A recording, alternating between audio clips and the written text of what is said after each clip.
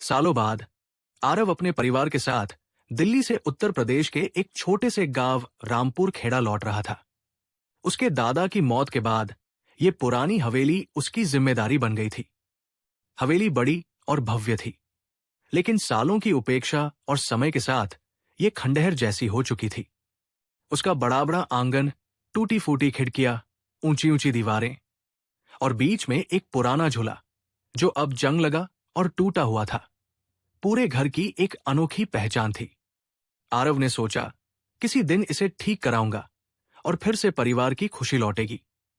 लेकिन उसे नहीं पता था कि उस झूले में एक पुरानी आत्मा बसी हुई थी, जो उस हवेली की हर चुप्पी में दबी हुई थी। आरव की पत्नी सिया को हवेली का ये माहौल बिल्कुल पसंद नहीं आया। वो अक्सर कहती, यहां कुछ तो अजीब है, मुझे डर लगता है। लेकिन आरव हंसकर कहता, यहां डरने की कोई बात नहीं सिया, सब पुरानी हवेली की बातें हैं। वो झूले को देखकर थोड़ा मुस्कुराया, लेकिन सिया की बेचैनी कम नहीं हुई। रात को हवेली में कुछ अजीब सी आवाजें आने लगी। झूले की जंजीरें कभी कभी खुद ब खुद खड़कती थी, मानो कोई उस पर झूल रहा हो। गांव के लोग भी इस हवेली से दूर भागते थे। उन्होंने आरव को चेतावनी दी थी, यहां रहना आसान नहीं है साहब, वो झूला शापित है।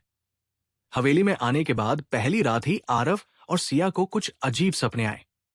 सिया ने सपने में एक छोटी बच्ची को देखा जो झूले पर अकेले बैठी थी और बार बार चिल्ला रही थी, मुझे यहां से निकलो, मुझे यहां से निकलो। आरव ने सोचा कि ये केवल सिया का दिमागी खेल है, लेकिन जब सुबह वे दोनों मिलकर झूले की ओर गए तो पाया कि झूला उस रात थोड़ा सा हिला हुआ था, जैसे कोई सचमुच उसमें झूल रहा हो। सिया का डर बढ़ने लगा। वो बार बार कहती, यहां कुछ तो गड़बड़ है, मुझे लगता है वो बच्ची सच में है। आरव ने फैसला किया कि वो इस मामले की तह तक जाएगा। उसने गांव के बुजुर्गों से बात की, लेकिन कोई भी हवेली के बारे में खुलकर कुछ नहीं बताता था। केवल पंडित गिरीश ने कहा, वो झूला किसी मासूम की आत्मा से भरा हुआ है, जिसे किसी ने बिना वजह मारा है। उस रात हवेली की हवा भी कुछ ठंडी और डरावनी लग रही थी। जब वे सोने लगे तो झूले की परछाई दीवार पर अचानक नजर आई। कुछ दिनों बाद हवेली में रहना और भी डरावना हो गया था। आरव ने झूले के आसपास कुछ अजीब हलचलें महसूस की। एक रात जब पूरा घर सो रहा था, आरव की नींद टूट गई। उसने देखा कि आंगन में झूला धीरे धीरे हिल रहा था, जबकि कोई भी उस पर नहीं बैठा था। वो उठकर झूले के पास गया, लेकिन उसे कोई दिखाई नहीं दिया। अचानक उसने दीवार पर एक परछाई देखी, एक छोटी लड़की की, जो झूले पर बैठी थी। उसकी आंखों में अनसुलझा दर्द था और वो आरव की तरफ देख रही थी। उस परछाई ने उसे कुछ कहने की कोशिश की, लेकिन शब्द नहीं निकल रहे थे।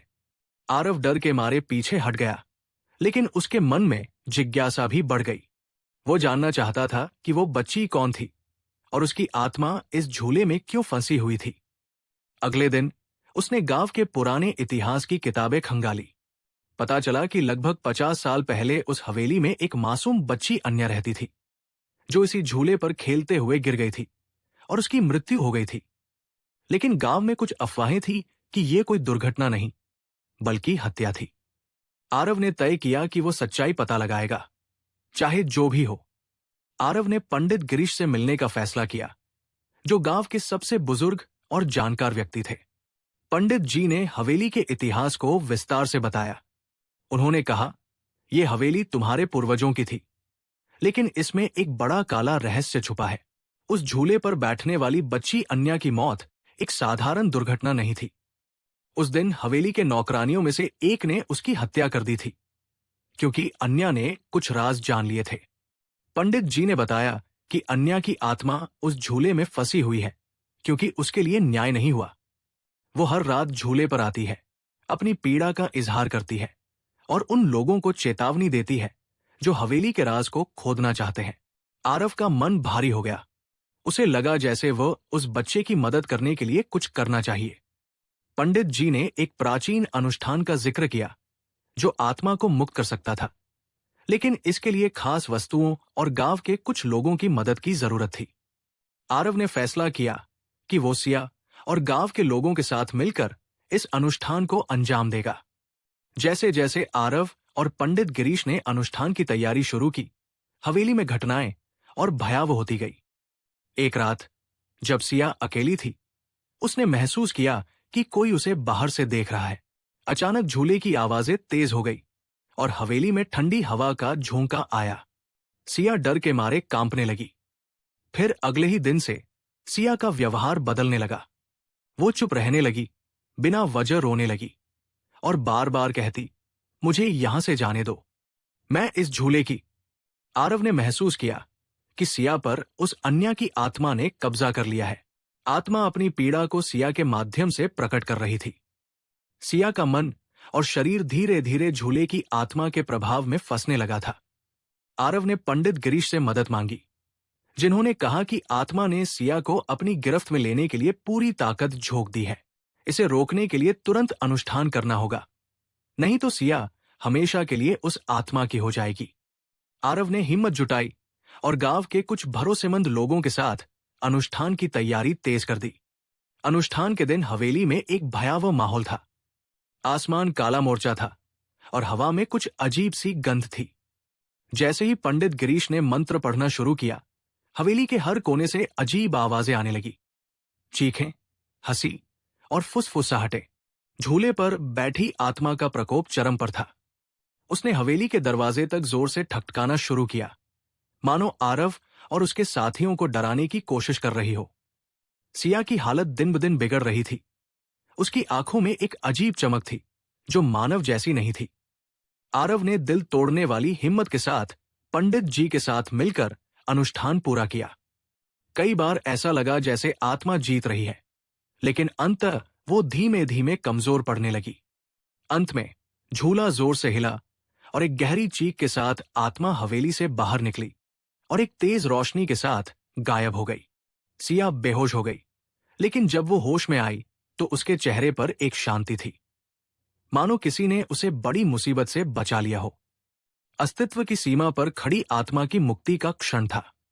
पंडित गिरीश ने बताया कि आत्मा को मुक्त करने के लिए मोक्ष की आग की आवश्यकता है, एक पवित्र अग्नि जिसमें झूले की राख मिलाकर उसका अंतिम संस्कार करना होगा। ये एक कठिन प्रक्रिया थी, क्योंकि आत्मा की पीड़ा बहुत गहरी थी। आरव और गांव के लोग झूले को आंगन से बाहर निकाले। चारों ओर अंधेरा छाया हुआ था, पर उन सबके दिलों में उम्मीद की लौ जल रही थी। जब झूले की राख अग्नि में डाली गई तो हवा में एक मीठी खुशबू फैली और हवेली की दीवारों से एक हल्की सी चमक निकलने लगी। आरव ने देखा कि उस चमक में अन्या की मासूम परछाई एक बार फिर झूले पर झूल रही थी, लेकिन इस बार उसका चेहरा शांत और मुस्कुराता हुआ था। वो धीरे धीरे हवा में विलीन हो गई, जैसे आत्मा को सुकून मिल गया हो। सिया ने गहरी सांस ली और कहा, अब मुझे डर नहीं लगता। शायद अन्या ने मुझसे कहा था कि वह मुक्ति चाहती थी। पंडित गिरीश ने कहा, हर आत्मा का अधिकार है शांति पाने का। तुम्हारी बहादुरी ने उसे मोक्ष दिया है। आत्मा की मुक्ति के बाद हवेली में शांति लौट आई। सिया और आरव ने महसूस किया कि अब वो डर नहीं, बल्कि सुकून है जो इस पुराने घर में समाया हुआ है। पर उस शांति के बीच भी एक सवाल उनके मन में गूंज रहा था। क्या सच में आत्मा पूरी तरह मुक्त हो गई है, या कहीं कोई रहस्य अभी भी छुपा हुआ है? कुछ दिन बाद जब आरव आंगन में झूले की जगह सफाई कर रहा था, उसने देखा कि झूले की जगह पर जमीन थोड़ा हल्की सी हिल रही थी। उसने हाथ से उसे छुआ तो एक ठंडी ठंडी सी सनसनी उसके शरीर में दौड़ गई। वो समझ गया कि हवेली अभी पूरी तरह खाली नहीं हुई। सिया ने कहा, शायद ये हवेली और भी कई रहस्यों को अपने भीतर छुपाए हुए है। आरव ने दृढ़ निश्चय किया कि वो उन रहस्यों को भी खोज निकालेगा, लेकिन इस बार सावधानी और सम्मान के साथ। Please like, share and subscribe.